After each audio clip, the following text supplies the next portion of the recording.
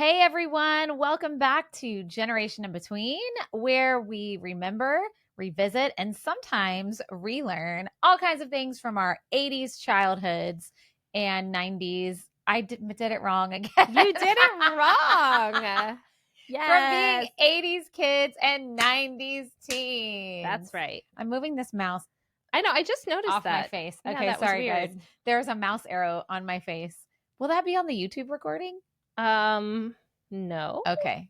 I don't think so. Anyway, all right, we're all right. We're all right, hey everyone. everybody. It's me, Katie. And it's me, Danny. And you are here on our next installment of Xennial Girl Summer Movie Edition. Yay, movie edition. These are so fun. And you guys are going to be so pumped because this is a Xennial classic that Katie had never seen. Never seen. Which is so exciting because I adore this movie. Yeah. It's so good. And we'll get there, but I think it holds up. I think it just is, it holds up. But before we start, and this is like the worst timing ever because we just were having a conversation, guys, before we hit record about how overwhelmed Katie is and how life has just been kind of crazy for us this summer. Yeah. It's been a little wild. But okay, I'll wait on this. What? I'll say it at the end. Just remind me at the end to say what I'm going to say now. All right. Okay, listeners, you'll hear what I'm going to say. Everybody hold your breath. All right, so we're going to go into our chat about Goonies.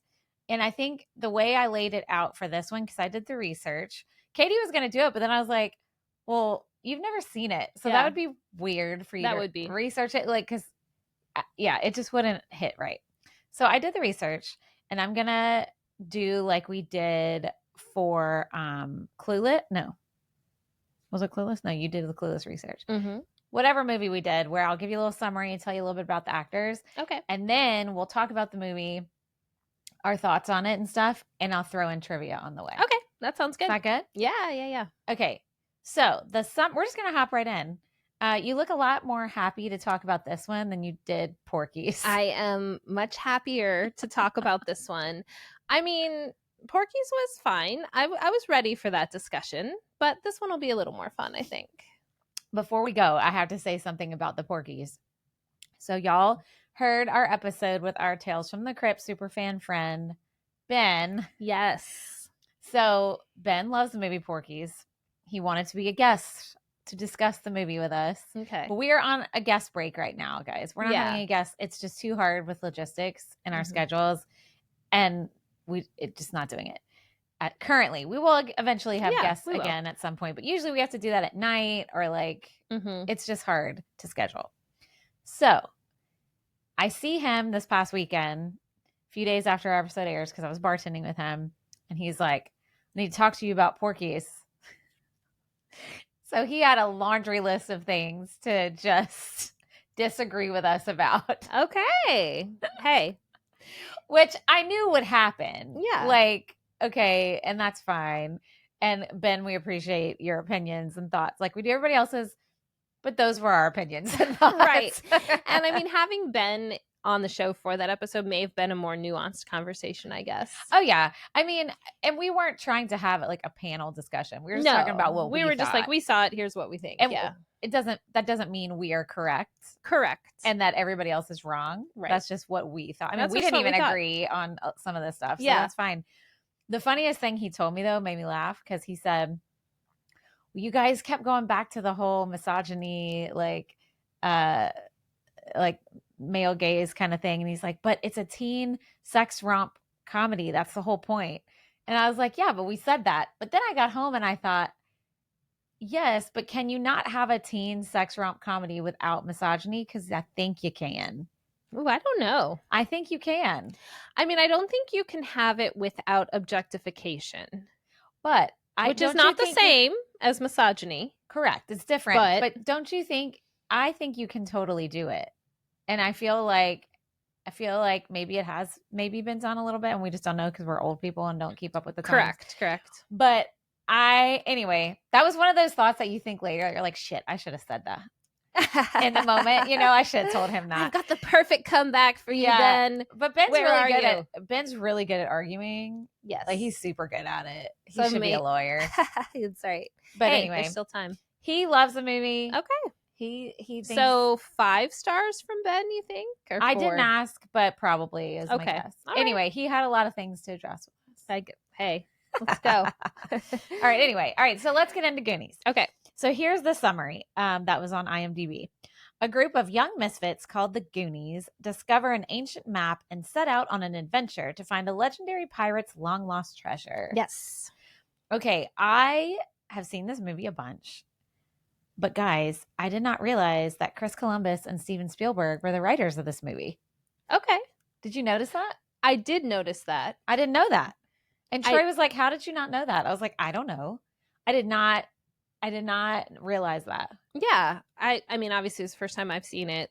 I just always knew it was a Spielberg movie.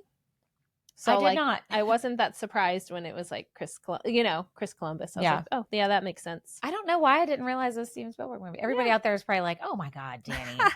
Yeah. Well, he's got so many others from that era that I'm not saying Goonies is definitely iconic, but I think that like he is so closely associated with that maybe this one's just not like as close of an association with him. Yeah. In people's minds. True.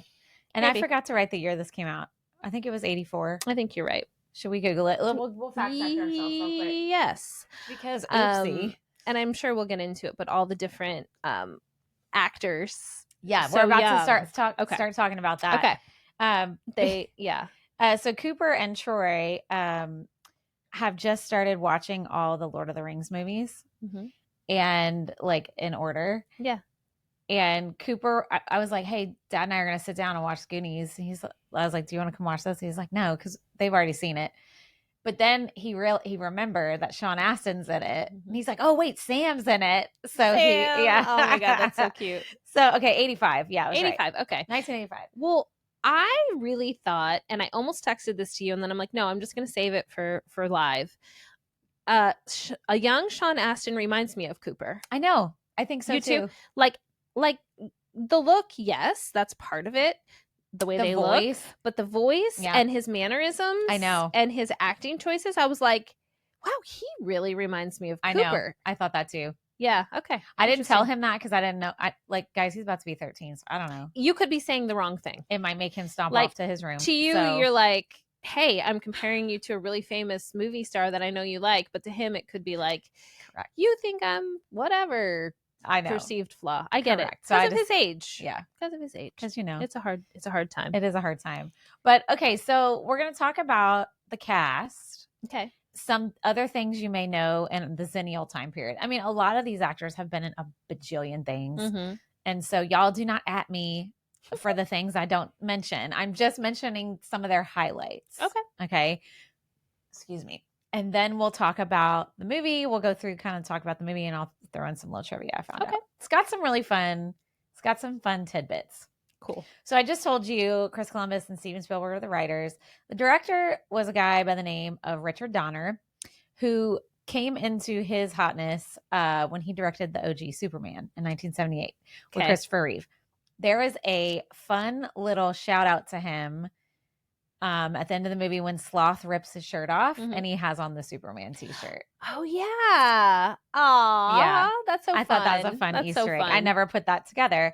He also directed The Toy in 1982 with Richard Pryor. Have you seen that movie? It's a good one. And Lethal Weapon in 87. But he also directed 2, 3, and 4 of Lethal Weapon as well. Dang. So those are just some of the Xennial movies you may have seen that he directed. Okay. So he was living a good life back in this time frame.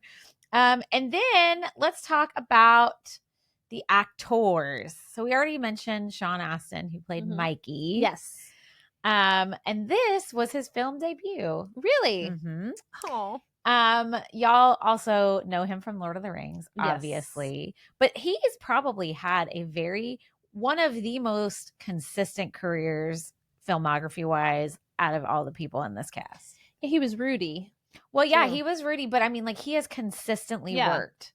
And that's awesome. Some movies are big, you know, like Rudy. I mean, did he win the Oscar? He was nominated. I don't know if he won. I think he did. Rudy was in 1993 and he was in Lord of the Rings. Do you remember Encino Man? Did you ever see Encino Man? Yes. I forgot he was in that. Me too. Oh man, that's a good one. But he also has just kept acting. Like, he's done in his later years, he's like been the dad in some movies. So anyway, he's just been a very consistent actor, which yay, Sean Astin. Yeah, like that's, I think, the key component to be having a lifetime career of it. Obviously some superstars do as well. Like I'm thinking of like Brad Pitt or whatever, like you start and you never stop and you're a superstar. But I think the people like Sean Astin, who but you wouldn't be like, oh, that's one of the biggest stars of the day, maybe during Lord of the Rings times or whatever, but you do, that's what makes up like a good life, being that performer. And just like you said, the consistency and maybe taking the smaller things or whatever just to keep working. Yeah, I think it's pretty awesome. And y'all know I told y'all Rudy, when we were rewatching it with one of our kids, that was like the third time I ever seen Troy cry. Was like, and I mean, guys, he sobs at that movie. Aww. When they go, Rudy, sobbing. And I remember Kaden was like, look at Dad. Look at Dad. Because I'm like, I cry all the time, but Troy's not like, But anyway, Rudy will get him every time, guys. So that's Sean Astin. And then you have somebody whose career took a little bit longer to take off after this movie, and that's Josh Brolin. So he plays Brand, which interestingly enough, I never realized his nickname was for Brandon. And she said it once, the mom. Yeah. So the nicknames in this movie just really got me. I was like, this is hailing back to the golden age of nicknames. I think. We had Brand, who I figured out was Brandon, maybe because I heard the mom say it or something. She said it like one time. Because my husband's name is Brant. Right. So I thought they were saying Brant. They're like, Brand. And I was like, is his name Brant? And then I had the closed captions on, and then I saw the mom say Brandon, and I was like, oh, it's Brand, which is funny. And then Mikey, which is not that whatever. But then like Data. So all the characters have nicknames. Yeah. They all, I even wrote it down. Let's see. We can say them all because I know Mouth. I love Mouth that. Is and funny. Chunk, of course. And Chunk.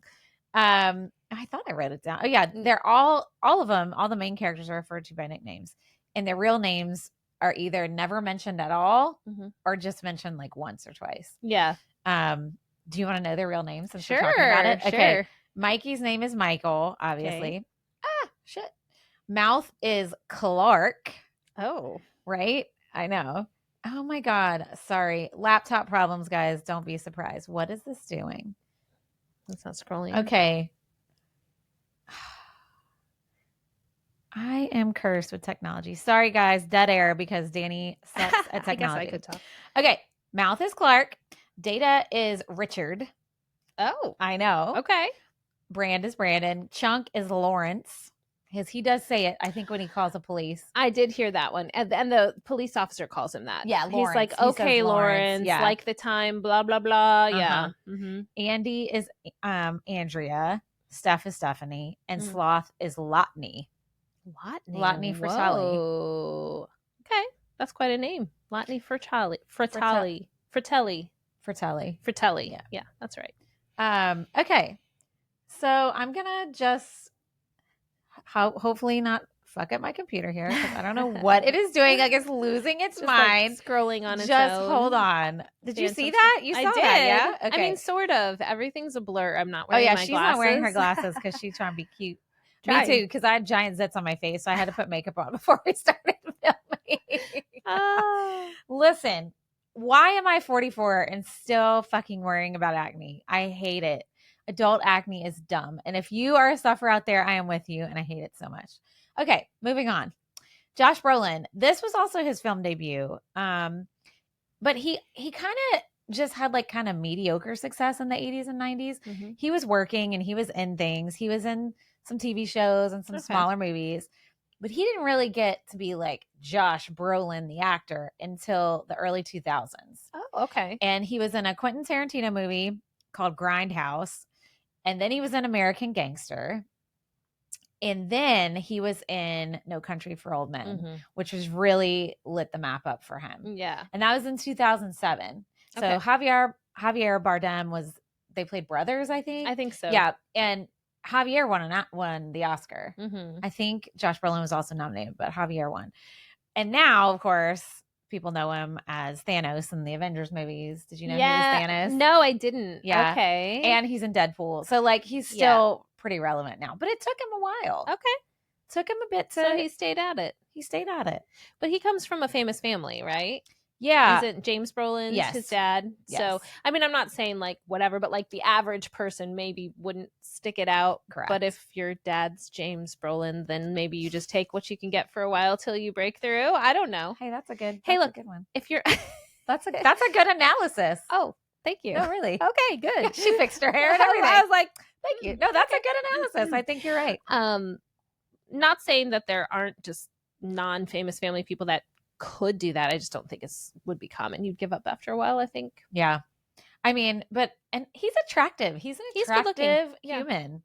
He's unique looking, though. I know. You know, this is so funny. You know how I keep saying, like, in these movies, I can't tell anyone apart.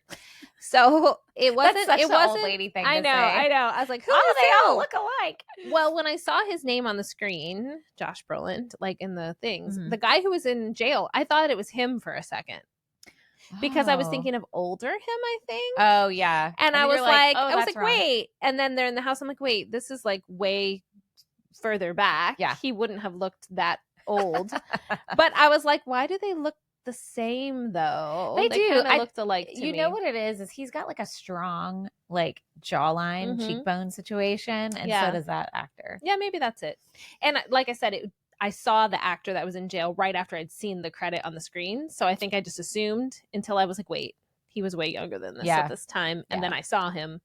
I loved his like jock his stuff. outfit. I wrote that down. The shorts and the, over like, sweatpants. So good. What? And the headbands. And then the bands, he had like the strength bands that he was like just carrying around. I laughed out loud when she comes in, he's like they tied strapped him up to the chair and she's like, can't you exercise like a normal person? Yeah. And I was just like, that's really funny. Well, that was good. Troy and I were laughing so hard at the sweatpants and shorts because I'm like, I remember people wearing that. Yeah. But what was the point? I was just thinking that. Is it so you didn't see the wiener through the sweatpants? I mean, I don't think so. The gray sweatpant joke? Yeah. I guess. But then do guys really care that much about that? It doesn't really help because they're short, tight shorts. Yeah. You can still see wiener. The only thing I can think is wrestlers specifically layer up to sweat more. Like they wear. But he had on a muscle shirt. I know. It doesn't make sense. If he was layered everywhere, maybe. Like, okay, he's trying to burn more calories. But it was like a fashion thing. Yeah. The 80s were wild, guys. It was. It doesn't make sense. Anyway, that was That was fun, though. This was a funny movie blooper I came across. Sean Astin accidentally calls him by his real name. Josh? Uh-huh. In a scene. And I forgot to look for it when we watched the movie because I did the research first and then watched the movie. It's where Chunk accidentally breaks the water cooler when they're exploring the restaurant. Yeah. He says Josh instead of Brand. Oh. And I guess they've just missed it in editing. Oh, so it's still in there. It's still there. It's a movie blooper that's there. Yeah. So we'll have to go back. I'll have to go back and watch that. Yeah. There's a lot of fun little things like that will pop up here and there. Okay. So now we're moving on to one of my 1980s crushes, one of many, and that is Corey Feldman. Mm-hmm. You knew I was going to say that. Yep, I did. I was in love with both of the Coreys at various times. Yep. The other one's Corey Haim. I would say, what was his last name? Corey Haim. Yeah. So Corey Feldman played Mouth, and he is one of the Xennial heartthrobs. Everybody knows a Corey Haim movie. Corey Feldman. Whoops. See? But they were in a lot of things together, which is why they were called the Coreys. For those of y'all who are youngins and don't know, they were two actors of the same age, and they were cast alongside each other a lot. Yeah. And so they were called the Coreys. Anyway, so he was in Stand By Me after this, 1986. Loved that movie. I know. We'll have to rewatch that one. Add it to our giant list. He was in one of my faves, The Lost Boys, in 1987. Which we're saving for spooky season. Yes. He was in that with Corey Haim. Okay. So he was in License to Drive in 88, also with Corey Haim. Wow.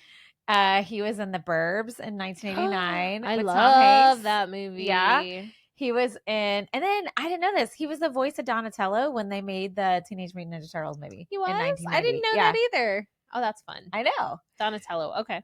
So and he's done 80 bajillion other things too, but that's just some of like the high noticeable and Is some he of my the favorites. one that sings Sunglasses at Night? Or is that the other Corey? I wear No, that's the other Corey. sunglasses at night. That's the other one? And License to Drive? I think so, yeah. Or are you thinking of when Corey Haim is in the bathtub in The Lost Boys and he's singing, I ain't got a man, No. I ain't got a soul. Okay, No, you haven't seen the movie yet. thinking of that. Those of y'all out there. How based on what I was singing? Did you think that's what I was First, you thinking need to be of? impressed that I just sang that high. That was pretty good, actually.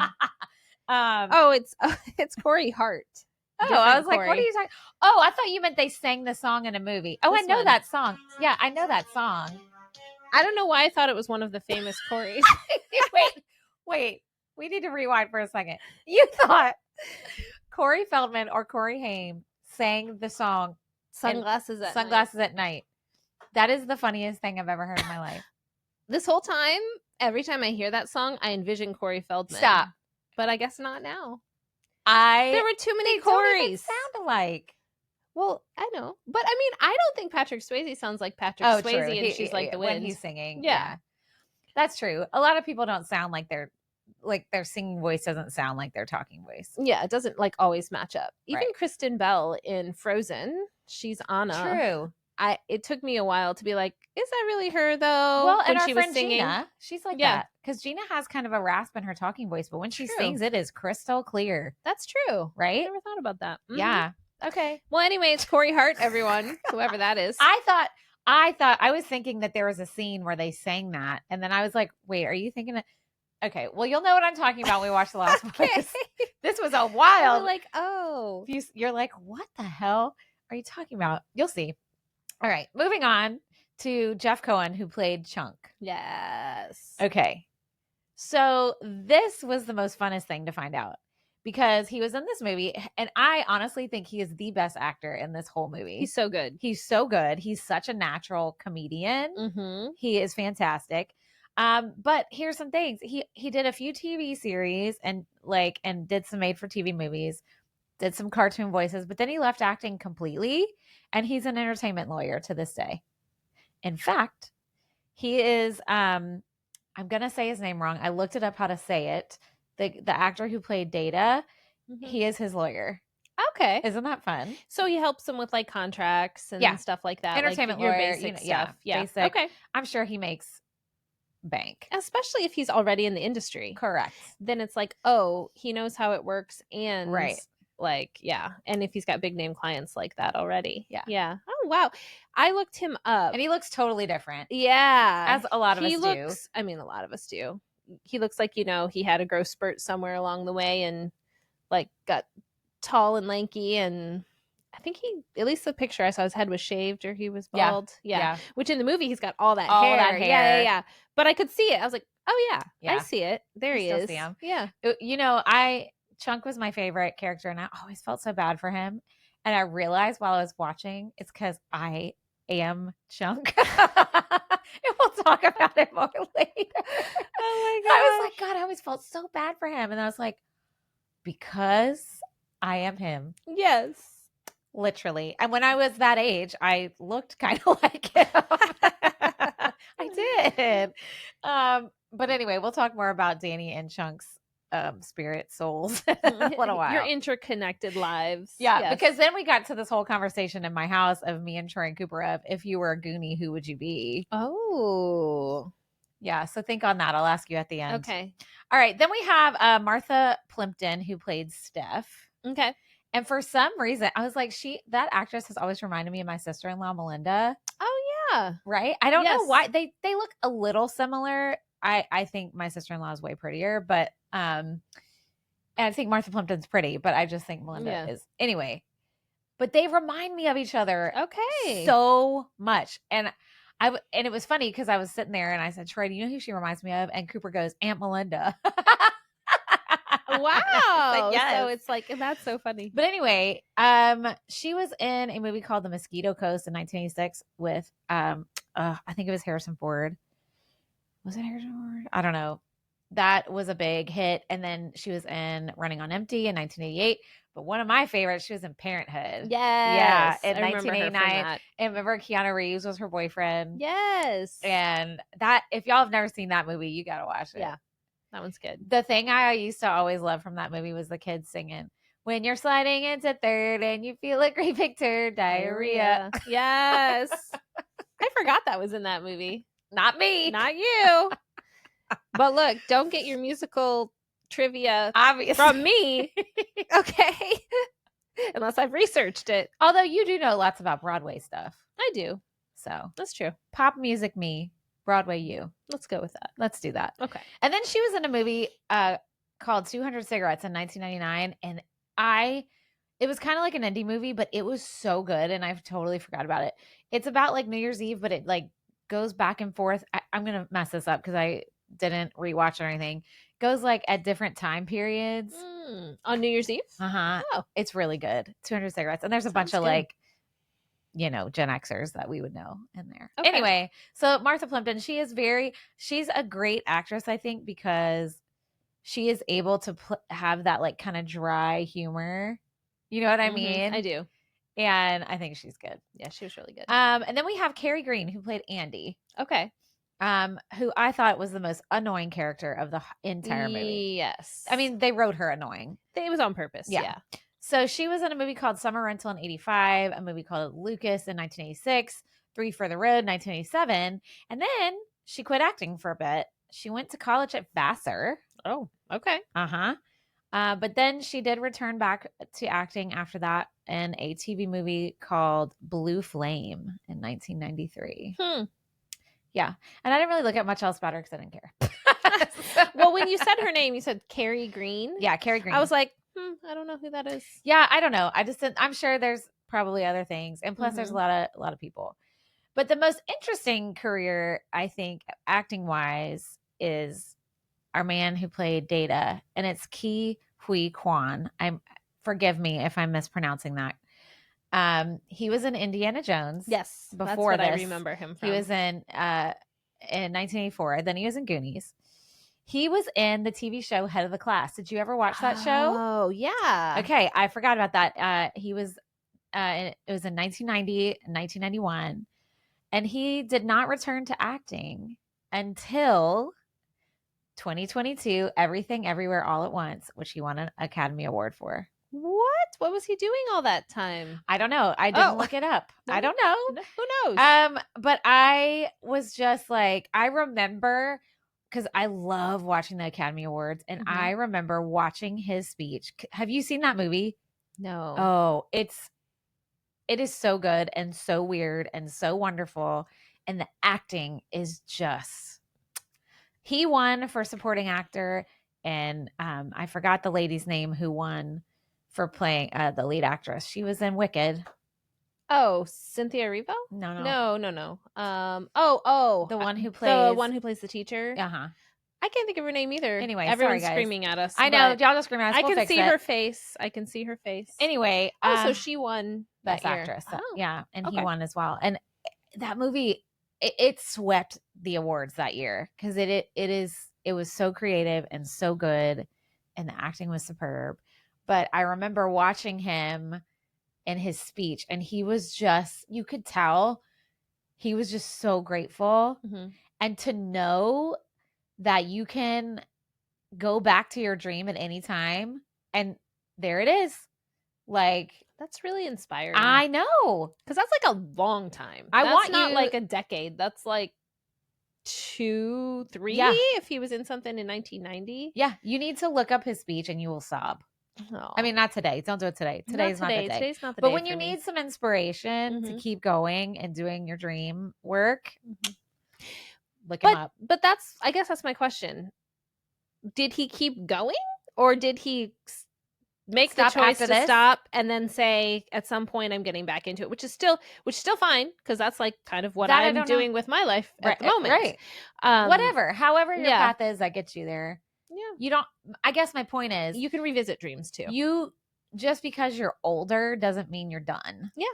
And because he won and she won, and they were both in their 50s, I guess. Probably. Yeah. That's probably right. So never give up on your dreams, kids. Never give up. They're still there. I was on a walk with my friend Pam. Hi, Pam, if you're listening. Hi, Pam. She's so upbeat and wonderful. And we were just talking about things. We're talking about the book I'm working on. And she has some friends in the entertainment industry telling me stuff that they're working on. And then she just like looked at me and she goes, I just feel like this is a season of dreams coming true. Oh my God, I love that. And I was like, I can't believe you just said that. She's like, I just do. I'm just feeling it. And I was like, that was like, thank you, like, for saying that. And she meant like me, because we were talking about my book. She meant her friend. She's looking at some opportunities for herself. She goes, I just really feel that way. I love that. I know. So we're claiming it. Listeners, we're in a season of dreams coming true. All we need is one famous person to hear this podcast and love us. Mm-hmm. Please don't find us on YouTube. Just hear us. Audio only. Audio only. Yes, just one. All we need is one. And then they can tell everybody how amazing and hilarious. Mm-hmm. And that's it. We're amazing and we're hilarious. And there's no other adjectives that describe us at all. Period. Okay. All right. Yay. So good for that guy. Okay. So now we're going to move on to the actor who played Sloth, whose name is John Matuzak. I think is that right? Okay. He was a professional football player before he went to acting. He, shit, what'd I do? Guys, I don't know. It's laptop problems. What we need to do is, so I'm saying this out loud so we hopefully remember, is fix your settings so it doesn't turn off so fast. Okay. Like you can do something where it like Katie's stays like, here. Fix your shit, dumbass. We're going to fix this, but not right now because we're recording. Danny, fix it. Okay, so he was actually the first overall pick in the 1973 NFL draft. Okay. I know. I could see that, though. He won 2 Super Bowls with the Oakland Raiders. Okay. And fun fact about that, there is a little Easter egg. Sloth, when you first see him, is wearing a Raiders shirt. Oh, right. Yeah. Oh, that's why.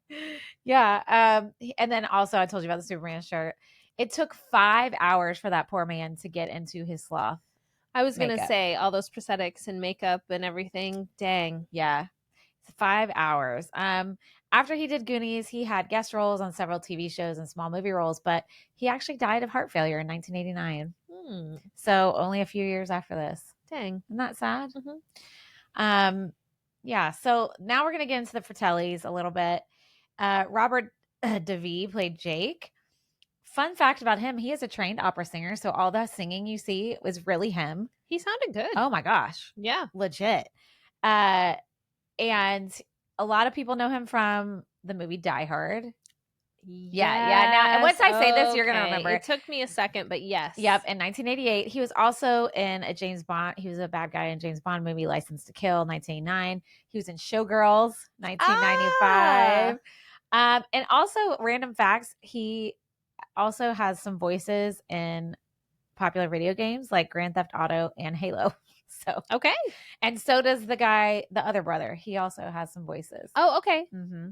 So he's kind of like a Hollywood, like a well-known bad guy. He's got like that look. He does.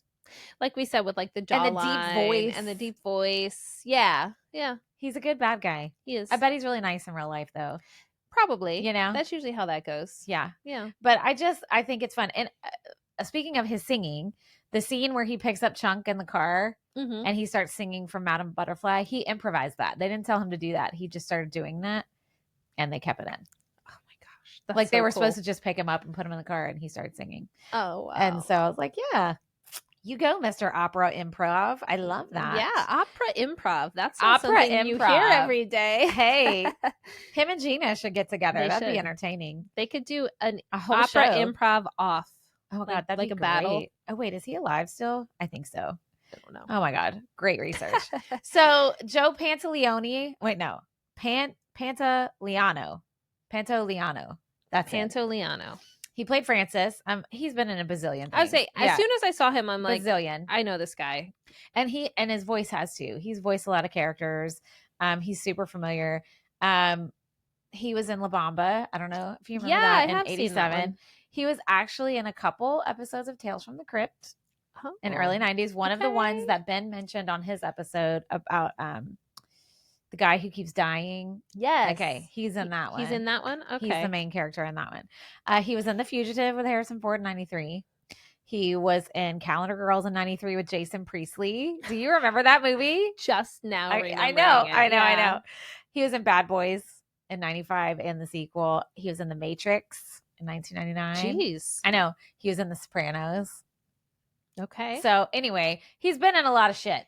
That's an interesting actor too, because like I saw him, but I wasn't like, oh, that's so-and-so. Like he's not like a household name. Yeah. But all those movies you're listing are like some of the biggest movies, and Right. The Sopranos is a huge show.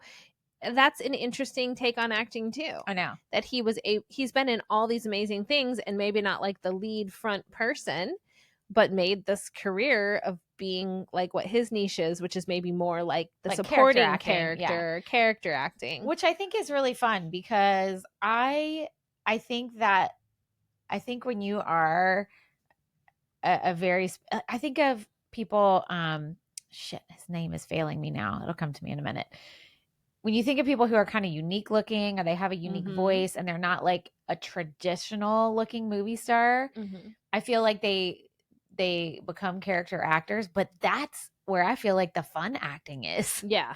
I think the fun acting is character acting. Definitely. Like, it's the best. And then you're always working. That's exactly it. Like, this guy's an example. Yeah. Where like you said, he's not traditionally like a heartthrob, but he's not like unattractive, but he's not like, there's nothing super definitive about how he looks. Yeah. Well, which helps him kind of chameleon, and he's good. Stuff. And his delivery is really good. Yeah. I mean, Keanu Reeves can't do that. Just saying. Oh, okay. But he can go be a heartthrob. That's what I'm saying. Okay. What? Well, we were talking about The Matrix. Okay. So it I was like, that was a really random coming at Keanu Reeves. Well, we talked about Parenthood. We did say Parenthood and The Matrix. He was just on the forefront of my mind. It's not that random after all. Okay. No. Okay, so let's talk some more about the movie. Let me tell you some more trivia. Let's go. So this movie was shot almost entirely in sequence. In Astoria, Oregon. Okay. On the coast, which it looks very, and you can see a sign, I think, when they're going through the downtown on their bikes. It says Astoria. And it was on a 5-month shooting schedule. The bigger scenes, like the pirate ship and the cave and the tunnels and stuff, were shot on a soundstage in Burbank. So, but all the other stuff was in Astoria, Oregon. And a mayor back years ago named June 7th Goonies Day. So every June 7th, they have a big annual celebration in the town. That's fun. So I'm like, dang, we should have done this episode first. Right. I know. Well, we didn't know. I know. We didn't know there was a Goonies Day in Astoria, Oregon, but now we do. I need to tell I wonder how far that is from where my sister lives. It's probably far. Like, I don't know. Like, somebody's like, oh, you live in Oregon? Or like, you live in Florida? Are you close to wherever? And it's like, no, that's 8 hours away. I know. Oregon's a big state too. It is. I don't think as big as Florida, but it's a big state depending where you're at. I'm gonna tell her to go if she lives close by. Go celebrate. She'll be like, okay. Anyway, the house where they filmed, like the kids' house, used to be open to the public for people to go like look at and see. But in 2015, the couple who owned it were getting sick of the tourists, so they closed it. Yeah. But then a couple years ago in 2023, a new owner purchased it and brought it back to how it looked in the film. Oh, that's cool. And so now occasionally you can go do tours. Okay. Does the person live there, or they just bought it for that purpose? You don't know. I would think maybe for that purpose. I wouldn't want strangers walking through my actual house. Add that to stupid shit I would probably do if I had a lot of money. Like just renovating, like fun. Like the Christmas Story house. Yeah. I could see you doing that. Oh, yeah. But I would live in it, I think. Yeah, you would. I think I would live there. But then you'd have to live in Ohio. Oh, yeah, I'm not doing that. It's too cold. Okay, so we already talked about the nicknames, how they had little nicknames. Okay, let's talk about the PG rating and how all the things you find in an 80s movie with a PG rating. Yes. I know. Like the first 5 minutes and the penis on the statue. Yeah. Like zooming in, penis. I remember as a kid being like, because I had a sister. And so I remember being like 5 or 6 being like, oh, is that what that looks like?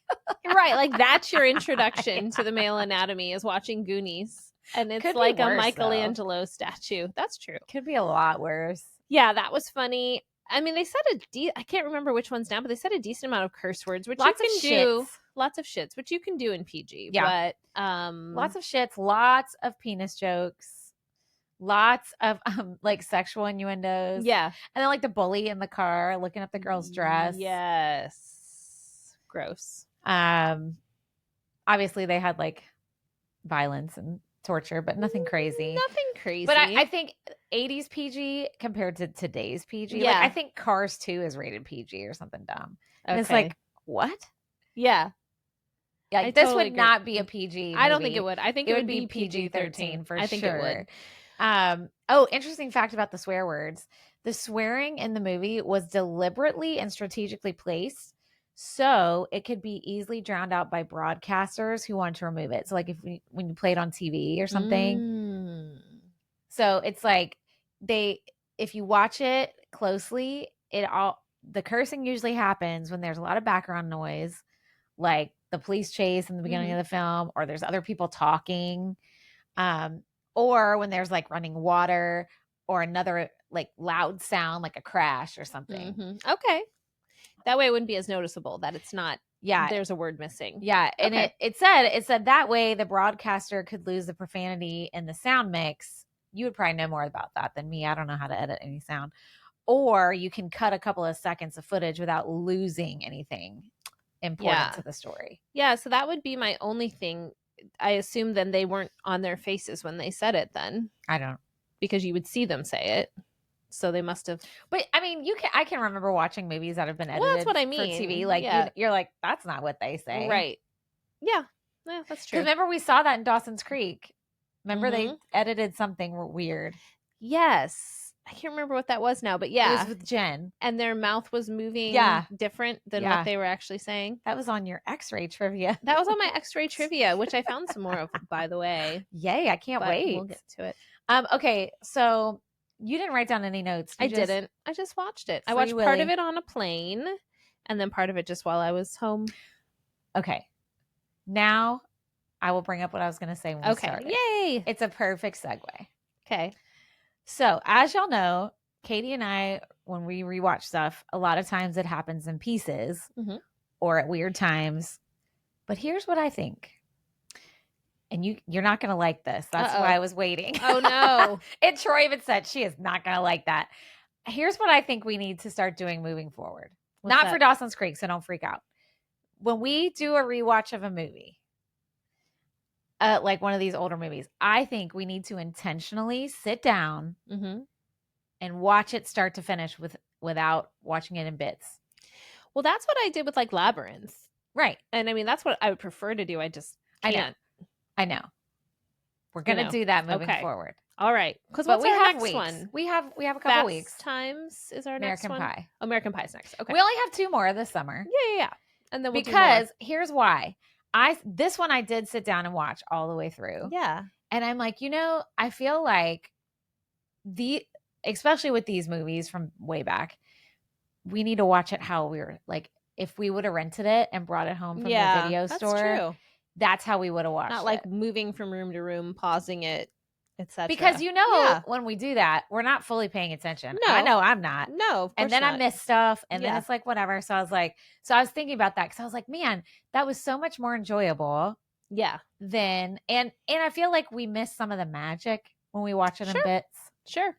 So okay, but you have 2 weeks to plan it out. Okay, got it. And the good news is the older movies aren't as long as our newer movies. That's true. Well, it's funny you said that, and I was going to talk to you this off here, but I'll just say it here too. Yeah. When we were on our trip, we had a night where everybody put their phones away. It was the 7 of us, and we sat there and watched straight through Happy Gilmore. I love that. Because the new one's coming out. Yeah. Which we did talk about, so I think we should rewatch and watch the new one and do an episode when that happens. But it was super enjoyable. It was like, I think maybe we paused to use the bathroom once or twice. Of course, like potty that. breaks but allowed. Because someone had to go really badly, and so we're all like, well, let's all just like fill up our water and like go to the bathroom. But like, it was really enjoyable. It was fun. Well, I think too, what's helped me is like getting somebody to watch it with me makes me pay more attention. Yeah, that's a good point. Like, Troy and I watched Porky's together. Then Cooper he wasn't gonna watch it, but as soon as we hit play, he was like, I'm gonna come watch it. Yeah. Caden hates watching movies, so he just, especially, he's not a rewatcher of movies. Mhm. So if he's seen it once, that's it. Moved on. I mean, he'll rewatch it for his girlfriend, who is Katie's daughter.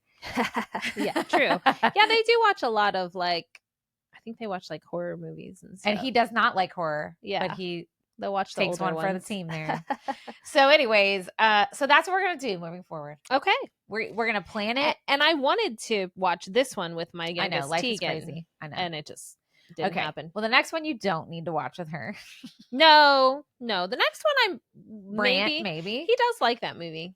It's just I never see him either. I know. I have to watch him at like 4 or 5 in the morning, or I'm not watching him. But I can do it all at once. But you got time. Yeah, I got time. You got 2 weeks to plan. See, I told y'all she's stressed out looking at me with eyes of daggers.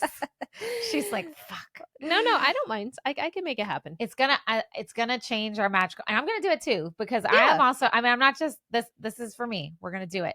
I said not for Dawson's Creek though, because that don't matter. Like, it's fine. You can watch that in segments and process thoughts on that segment. And there's commercial breaks in Dawson's Creek. Totally. So, and it's a long series. It's not like a unit of a film that's designed a certain way for you to watch it all at once. Dawson's Creek is designed with breaks. Yeah. But see, we owe it to you listeners to have a genuine experience. That's true. We owe it to you. That's true. So we're gonna do it. Yeah. You heard it here first. All right. Now watch. We're gonna come back on here and be like, okay, I failed. Well, we can set the intention. Well, Troy was like, well, it would be really better if y'all would watch it together. I said, there's no way in fucking hell we can plan for that to happen. Yeah. I mean, it would take so much planning. I was thinking like when spooky season comes, we might be able to do a few like that. Well, yeah, because our kids we have so many. I was going to say, like, because our kids are back in school and I don't have my full-time job anymore. So we could schedule like days or like mornings or afternoons or something like that, which is kind of silly maybe for a spooky film. No. But I think we could. But yeah, this summer is like. Summer's too crazy. Do stuff. And we got too much happening in our lives. We do. Anyway. Okay. So there it is. That's what I was going to say. See, I couldn't start off with that. I had to wait. Because I was smart. Like, she would have got up and said, I'm done with you today. All right. So here's some more fun trivia. So the scene where Mikey is telling the story in the attic when they find the map. Yes. Where he's telling about One-Eyed Willie. That is actually kind of improvised. So what happened was the director, before they started filming, told Sean Astin, he's like, here's this story. And so he tells him the story. And he said, okay, now we're going to hit record and you're going to retell it. Because he wanted it to be like a genuine kid being like, and then, and I knew that before I watched it, and I was like, okay, I think it worked. Wow. He did it. That's really awesome. I know. So he wanted it to be like a natural storytelling. Okay. So I was like, that's brave though as a director. It is. But I guess you just refilm it if it's if it didn't work, it didn't work. No big deal. And then another fun thing about the treasure map, it actually, it was like worn and stuff. It had real life blood speckles on it.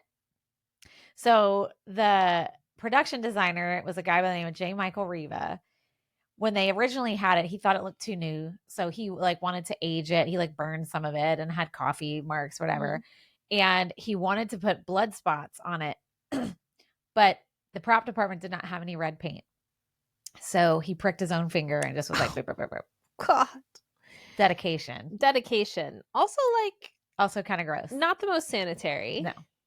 But also, it was the 80s, so there you go. Yeah. Funny thing, too, is after filming, Sean Astin, actually, they gave him the map. Aww. And he kept it. A few years later, though, his mom accidentally threw it away when she was cleaning their house because she thought it was trash. Yeah. I would totally do that. That would totally be me. Did his mom not see the movie? I don't know. Hello? I don't know. I mean, I'm wondering if he was a kid. He's a kid. Maybe it was like crumbled up somewhere. It probably wasn't like prominently nicely displayed. I know. It's probably like in a pile of trash or something. Yeah.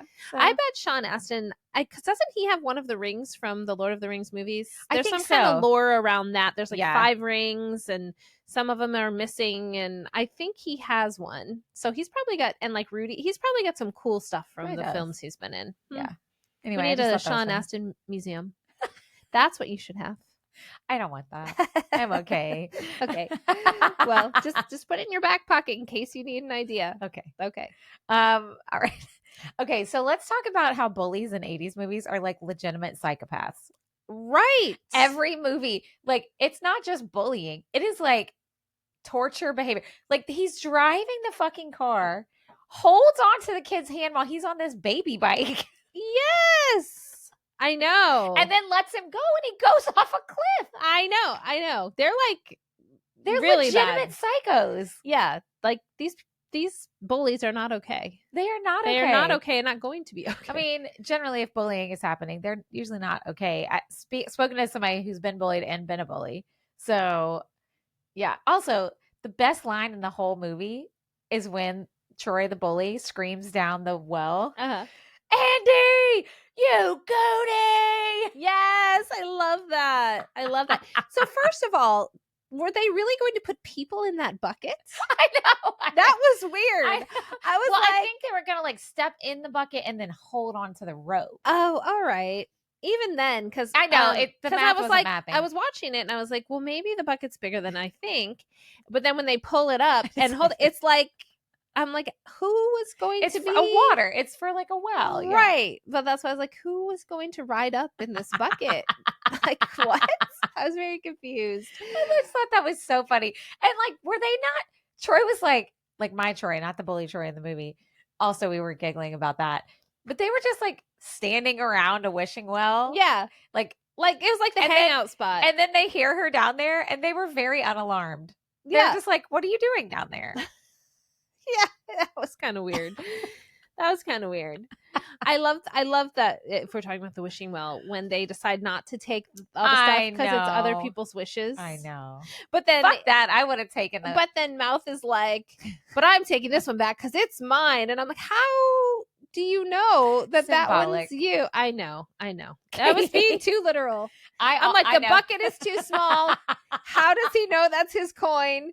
This movie is terrible. Just kidding. It was good, but for some reason, it must have been the point of time that I was watching those 10 minutes of the movie that I was just not having it. You're like, this is dumb. Yeah. Well, I also would have been like, taking those coins. I would have been, well, that was before they found the pirate ship and they were just fine with treasures.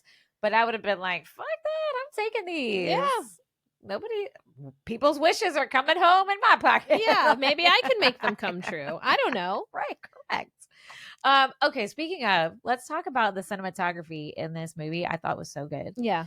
All the shots, I loved how all the shots that they had of the kids together were so, it was like you could have had a still frame of each one. Yeah. It was perfect. Like the way they would place them in a group, and it was really good. It was really good. Perfection of blocking. I just thought that was really good. And I never noticed that before. Of all the other times I've watched it, I never noticed like, oh, that's really smart. Really smart.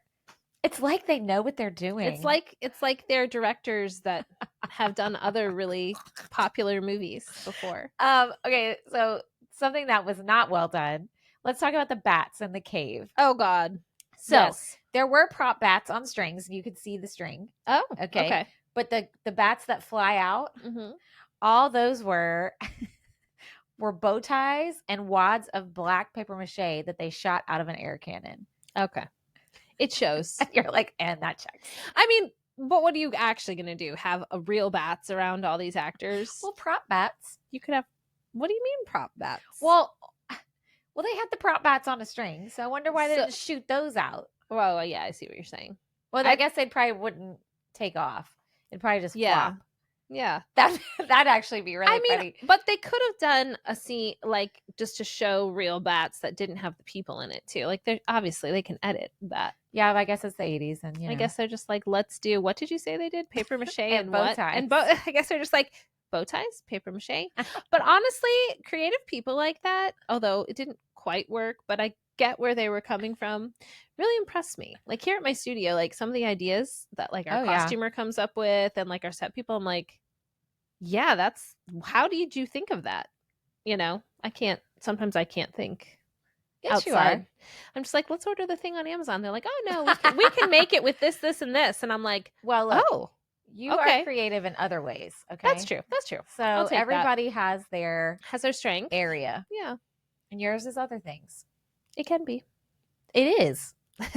Nerd. Okay. Period. It is. Period. Period. Dot. Okay.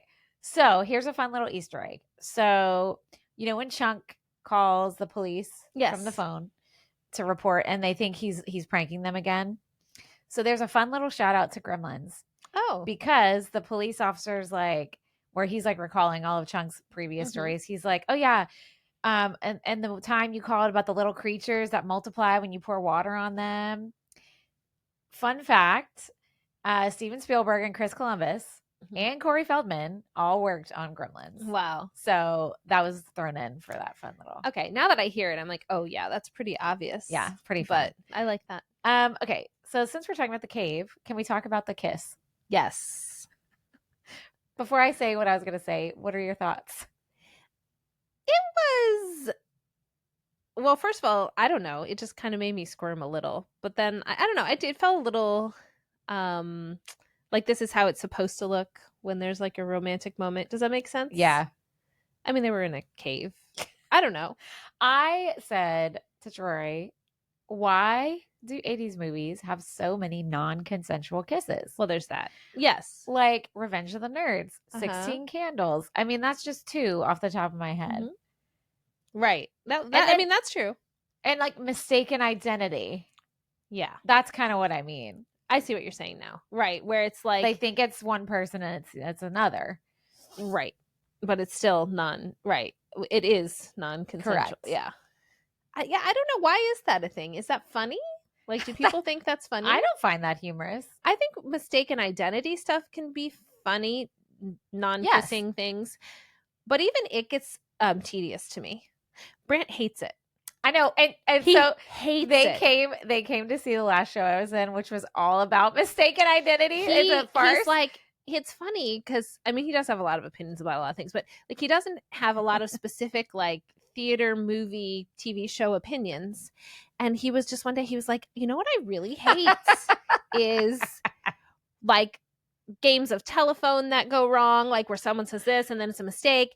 And he's like, I don't enjoy it. And I was like, well, there's a lot of like shows and TV. He's like, every episode of Three's Company is that. I was like, are you watching Three's Company? Is anyone watching? He's like, I'm just saying. He's like, I couldn't put my finger on when I was like a younger person why I didn't like that show. And I think that's why. That's hilarious. So it's just funny. It's like his one like plot device that he's like, no, I don't like it.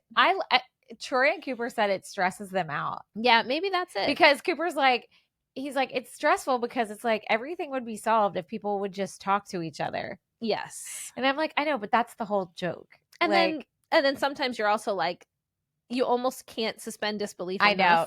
You're like, there's no way that this would happen. I know, but that's the whole joke. But I thought the play that you were in, it was convincing. Seeing it live is different than seeing it in like a movie or on TV. I guess. I don't know. I don't mind mistaken identity, but I don't like when it's a trick to get kissed. I don't like that. No, me either. Yuck. That's gross. I don't like that. And I'm not going to like that no matter what fucking decade it is. Whoever wants to come for me. I don't care. I don't like it. Don't like it. Never. Don't like it. Okay. Don't you think the Goonies would be an excellent ride in my nostalgia theme park idea? Yes. Remember I came up with that? Yes. So they would like go through the cave and you'd see the wishing well. It'd be like you'd end up on the ship. Like a roller coaster type ride. Oh, it could even be a water ride like Pirates of the Caribbean. That'd be fun. It could be all kinds but it could not be like any CGI bullshit. It would have to be real. Yeah. Animatronic somewhere. Yes. Katie's like, damn it.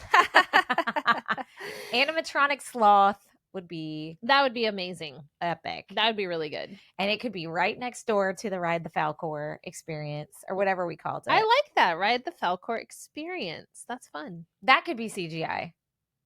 You'd have to use a little bit. Have you been on that Avatar ride and Animal Kingdom where you get on the It'd be you like ride that. The thing? That's what except Falcor. Except Falcor. And then when you come out, there's an opportunity to take a picture with him. I love it. Somebody capitalize on this. Come on now. We've got all these ideas. All we have to do is go back through our catalog, which by the way, we have over 100 episodes now. Yeah. And just there's all of the right ideas. I'm sure licensing would be a fucking nightmare though, because it's all different companies and films. True. Yeah. Right. Like anyway, if you go to like Disney parks, it's all owned by Disney or Universal or whatever. Well, anyway, Disney, capitalize on my idea and I'll make you money because I know you're struggling. Ha, just kidding. She's got your $1 million But idea. I kept thinking of that when I was watching. I was like, dang, this would be a good ride.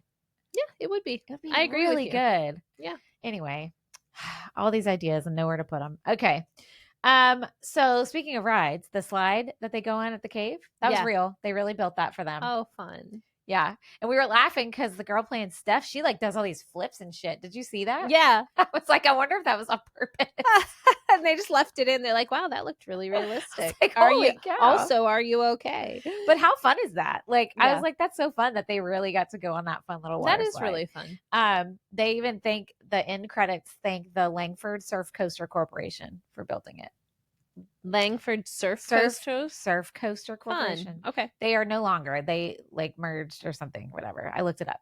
Okay. Also, speaking of the pirate ship, there is this famous story about them and when they first saw it. Supposedly, now some actors say this is true, others say it's not. So I don't know. But supposedly the director did not want them to see the ship built until they were filming, which I kind of believe because of the improv scene they did with Sean Astin. So he had them when they go under the water and turn around, go underwater, and then come up and turn around to see the ship and film their genuine reaction. Oh, love that. Except Josh Brolin fucked it up because he heard everybody else come up and realized he was late. Like they came up before him. So he popped up and turned around and went, fuck. Oh, so they couldn't use it. Oh, no. And so the director was like, go back under. And he ruined it. It's like all these lengths we went to. Yeah. And then Brand in his sweatpants with shorts over the top, being a true teen, saying the F word in our shot. That's really funny. I know. I just loved it. So speaking of the ship, it took them 2 months to build that. Wow. Yeah. Okay. I believe that. And it was pretty awesome. Yeah, it's really awesome. Oh, so I never did say how my spirit character is Chunk. Yes, tell me. Well, I mean, first and foremost, when I was that age, I did look very similar to Chunk. Okay. But also he's like super clumsy. He is. Right? Yeah. Also me. Especially you put me on a set, just be warned. And if you've ever been on a show with me, you can probably think of at least one time that I messed something up. And he's like really loud. Yeah, I was gonna say he's really loud. Like when he's first in the thing with Sloth, when he's in the little prison or whatever, and he's jumping on the chair and he's like, ah! Like over and over. So loud. It made me laugh. I know. Because he was like really committed in his face, but he is very loud. Yeah, and he's, awkward and just kind of goofy. But also he's hella anxious. Yes. And I was like, that's why I am Chunk. You sympathized with him. Yeah, it's all right. That's me. But I had a friend in high school who had a younger brother that was like a year or two younger than us, whose nickname was Chunk. Oh. But he was a big guy. He played football and sweet, and he was kind of like that. He was kind of goofy and klutzy. Yeah. But we called him Chunk. Yeah. Can't even remember his real first name now. Chunk is iconic. It is. Okay, did you catch the music joke when she's playing how she had to play the notes so they could get the bridge down, and she's reading the music? I didn't catch it. Okay. I didn't catch it either until I read the trivia, where she's like, I can't tell if this is an A sharp or a B flat. It's the same note, guys. It's the same note. So really, no matter what she played, it's the same note. It's the same note. I was like, that's a good one. That's really funny. Because if you don't play music, you don't know. You're like, oh, yeah, she doesn't know. Yeah. Yeah, that's funny. Isn't that good? Yeah. That's like a little inside music joke. That was fun. Nobody in my house got it. I was like, oh, y'all get that? And they were like, what? So I was like, it's anyway. You musicians. Okay, so Data, I had to say, I know he's supposed to be like James Bond. All his stuff like says 007. Did you notice that? Yes. Like his belt and like some of his little packs say 007. He reminded me of Inspector Gadget though. I was thinking MacGyver. Or Maybe MacGyver. both. Yeah. Because he had like that long jacket and then he had that punching hand. I swear Inspector Gadget had one of those. I swear. Yeah, I think you're right. And like the zip line and everything. Like, yeah. That's who he reminded me of the I whole love time. that. Yeah. Also, a deleted scene, which I looked up and it's really good, by the way. At the end of the movie where they're talking to the reporters, Data says the octopus was very scary. Well, you never saw an octopus in the movie. Right. Except there is a deleted scene where they first see the pirate ship that an octopus comes and grabs Steph and grabs Mouth. And then Data comes, feeds the octopus his Walkman. And I can't remember what song was playing. And then the octopus lets them go and like swims away dancing, like as the Walkman's playing in his mouth. Oh my God, that's cute. It's hilarious. So they left in the line where he says the octopus. Yeah. I mean, which is funny anyway. Right. If you never saw one, because then you're like, wait, what? Yeah. But apparently it wasn't cut out in all versions. Like the movie theater one, it was. But I think that there were some VHS tapes that had it. And then like when they would play it on like the Disney Channel and stuff, it would be in there. Okay. But in other TV stations, it wouldn't. Okay. So look it up. It's like optional less than scene. 2 minutes. Okay. It's fun. That's cute. Also, there was a Goonies oath that they cut out, but I found it. Ooh. Because you know they always say Goonies never say die. Yeah. Well, they had a whole oath. So here it is. I will never betray my Goondock friends. We will stick together until the whole world ends. Through heaven and hell and nuclear war, good pals like us will stick like tar. That does not really rhyme. In the city or the country or the forest or the boonies, I am proudly declared a fellow Goonie. Oh, that's cute. I love it. Except war and tar. Even with that war and tar situation, it's still pretty cute. But I thought that was really cute. Okay. Yeah. So tell me any other thoughts you had. That's into my trivia. Okay.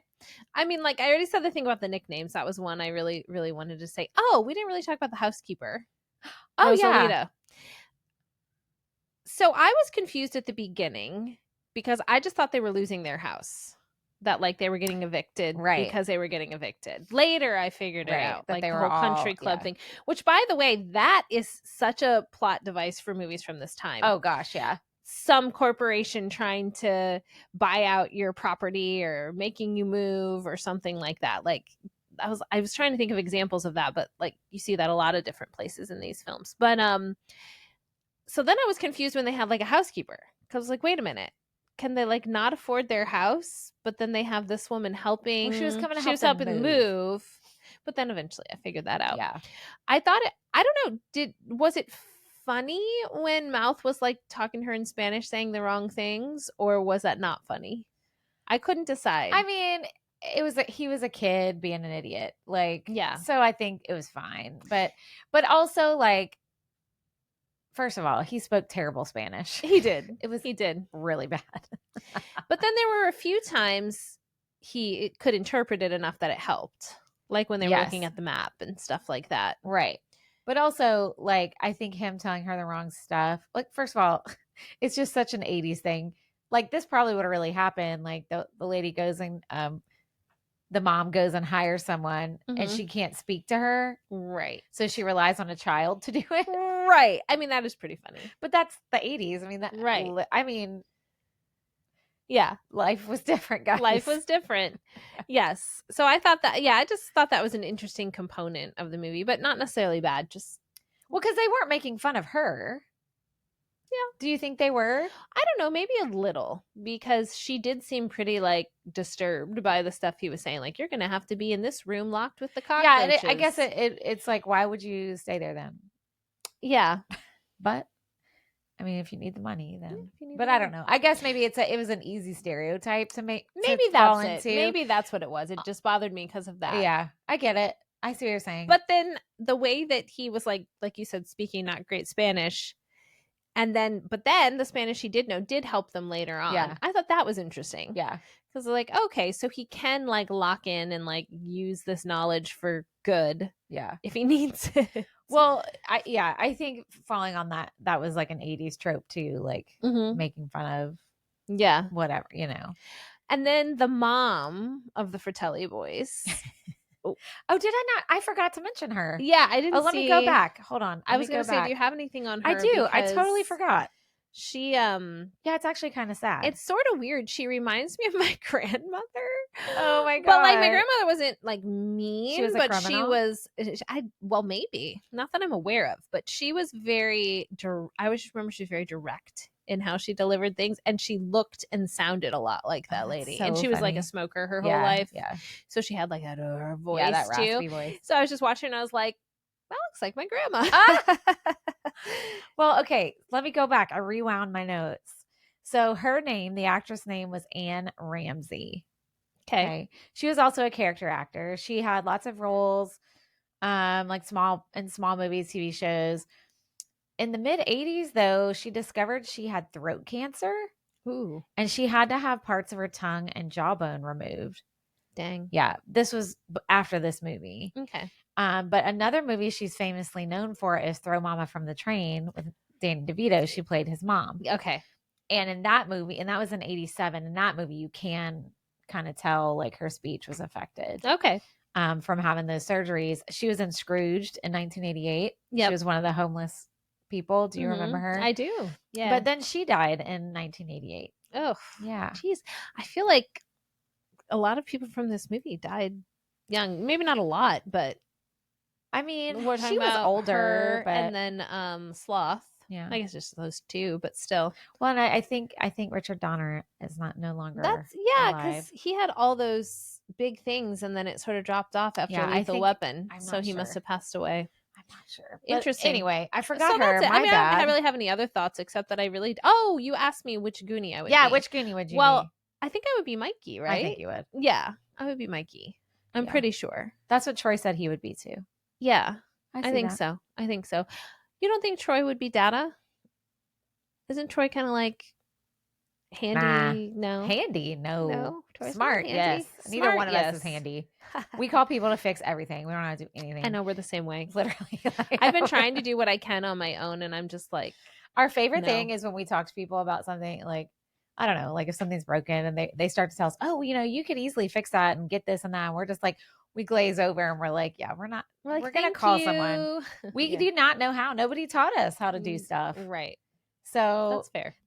Troy has taught himself how to do some things, but like, yeah, same with me. I pick and choose. And then I'm like, a few times that I've done that, like I fixed something on our dryer once, but it was like to get the part I needed took a few days, and then it got there, and then it took me several hours, and it did work. But I'm like, I could have paid $100 for someone to come out 3 days ago and just do what I just did. I know. We're the worst. We don't know how to fix car stuff. We don't know how to. We don't. But anyway, he is very smart. I don't know. I was like, well, we already know I would be Chunk. Yeah. I think Cooper would be Mouth. I'm just saying. You're just saying that because of his age and such. I could see, and maybe I only see Cooper as Mikey because I think he looks like Mikey. He does look like him. I think it could be a combination between Mouth and Mikey. Yeah, for sure. No one's brand. No, he's just really his own thing. You have too many people in your family. You have to be your own Goonies. That's true. It's like I was just sitting here like, God, we got a lot of people to go through in your house. Yeah. Well, when I had Tegan, our 5th kid, people would be like, oh, you can have a basketball team now or whatever. So we'll just add that to our list. We can have a Goonies squad, be our own Goonies. Let's just do it. Okay. Oh my God. Awesome. Okay. So what is your final rating? Are we doing 4 or 5 stars? Well, I mean, isn't it usually 5? I can't remember. Oh, right. Because you gave... I said 3. 3. Yeah, and it was 2 under. And you were appalled. And I was appalled. I re-listened to that, and I really talked you down. You're like, fine, 2.5. I shamed you into a 2.5. I'm like, you're saying you don't like misogyny or whatever. That's the whole movie. I was all mad. Anyway, but this one, I guess I don't know. I mean, I'm just trying to think why I wouldn't give it a 5. Personally, it wasn't like my favorite movie of all time. Like it was good. But I don't think I'll watch it again or anything. So just for that point, I'll probably give it a 4.5. Okay. I totally called this. I told Troy, I don't think she's going to like it as much as I do. And I said, because it's just not, it's still kind of in that fantasy realm. I think that's it. A little bit. I think that's it for me. I thought it was cool. Yeah. But even like in the cavern and stuff, I'm just like, like my brain wasn't logically connecting how they got underground. It's not supposed to be logical. I know, but it was bothering me. And then they're in like You're this so lagoon and there's a ship. And I'm like, how did no one find, like, so for those reasons, I'm going to say 4.5, which is pretty good. Pretty good. Actually, that is really good. Yeah. Well, 5 out of 5 for me. This movie still holds up. I think it's so fun and so good. And it's just one of those movies you can watch and it's fun and you're done and you're happy. Like, you weren't sad. True. No, not at all. Right? I was definitely happy. You weren't irritated like you were after Porky's. No. You didn't feel gross. I didn't feel gross. I felt happy. I was like, all right, characters. And I will say, you go, characters. That's what I probably said, too. Because I just say things like that. But I will say, if you take the individual actors, this is what was really genius about the casting and how they did all this. And now what you're telling me about how the director had different ideas with the kids, how to make it really genuine. Individually, I liked each Goonie, including Brand. And then as a group, they were a really good mesh. Yeah. They did a good job because, I'll be like, I can't tell them apart.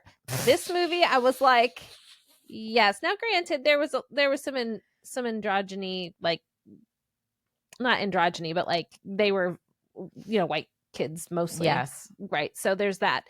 But I felt like their personalities and their line delivery and all the things were very different. And so that I did think they did a really good job with that. Like they had just enough personalities for them each to kind of stand out. Yeah. Which I did like. They did a good job with that. Yeah. But you're right. I mean, yeah, it was very non-diverse. Yeah, but that was the 80s. That's what we keep finding. That was the 80s. I mean, and we're not saying that's okay. That's just what it was. And yeah, it's what we're going to keep finding. Yeah. But should we do trivia? Yes. Speaking of the 80s. Shall we? Hand me either one. Well, all right, I got 80s. I get 80s.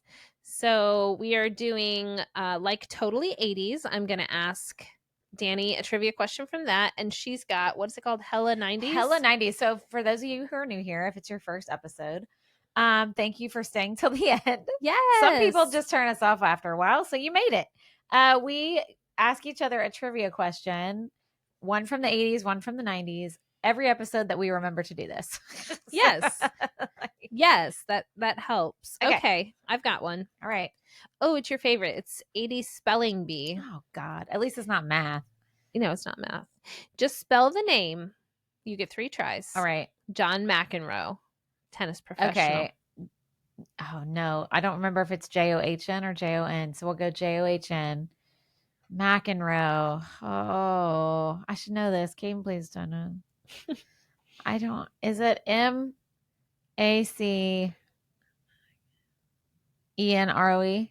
It's just MCENROE. Well, but you got John right. Nice.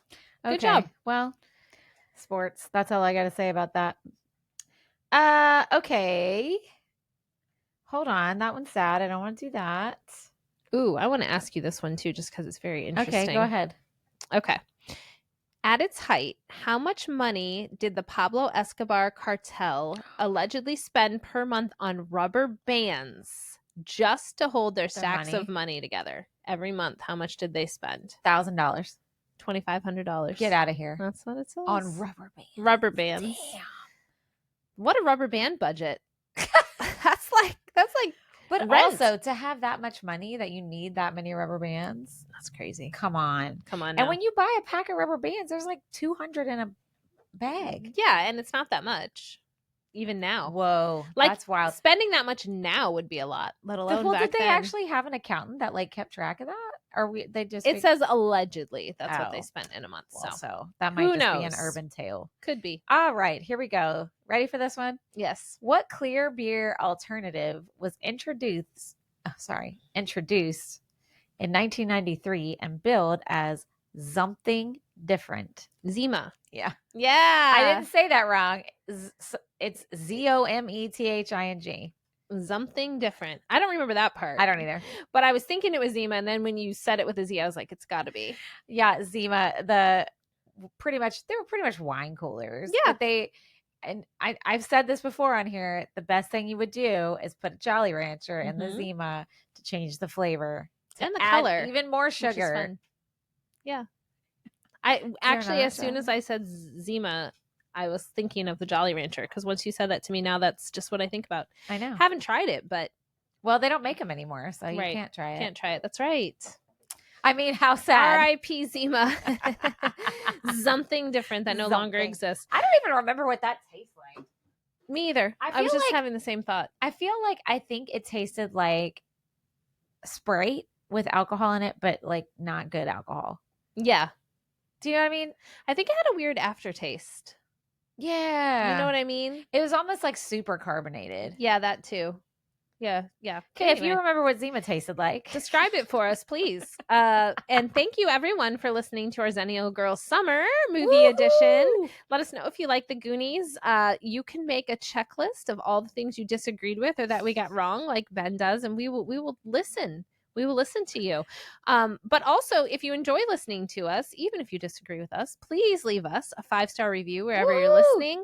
If you leave a little note with it, that helps too. You can just be like, I loved this episode, or they're great, or anything like that. That actually gives it way more weight than just the stars. But if you don't have time to do all that, stars are fine. You got time. We'll take them. We'll take them. And you can come on over to YouTube and TikTok. We're on Instagram and Facebook as well. And find us all the places so other people can find us. Some of our YouTube shorts are doing pretty well. And it's always the ones I'm like, really? That's okay. Yeah. Like the Fugly one. Oh, yeah. Is it doing well? Yes. People agree with you. Fugly needs to come back. That's what it is. Look, YouTube spoke. Fugly, bring it back. Okay. Now somebody even commented and said, me and my daughter call each other that all the time. Oh, my God. Whoever you are, I love you. I know. That's great. So good. That's really good. All right, guys. Till next time. All right. We'll see you next time. Bye. Bye.